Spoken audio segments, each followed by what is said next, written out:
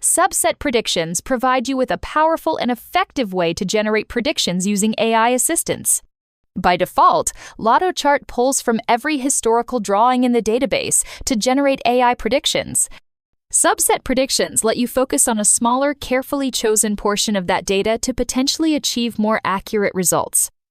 We find that AI models often perform better when they're trained on a curated sample rather than every available entry, which is why subset predictions can offer a valuable edge. To create a subset prediction, switch to Select Points mode. Then highlight the points you want to include in your prediction. Next, click the Make Prediction button. Select AI Model as your chosen prediction method. For AI Model, you'll see a list of available models, each with an accuracy percentage that reflects each model's current average performance. Once you've decided on a model, click Predict. Lotto Chart will analyze the points you selected and place a new prediction at the end of the chart. Keep in mind that every prediction model behaves differently depending on the game and how much historical data you've included.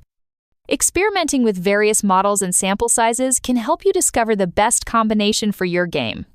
The performance reports provide a great way to see which models and sample sizes have historically worked best.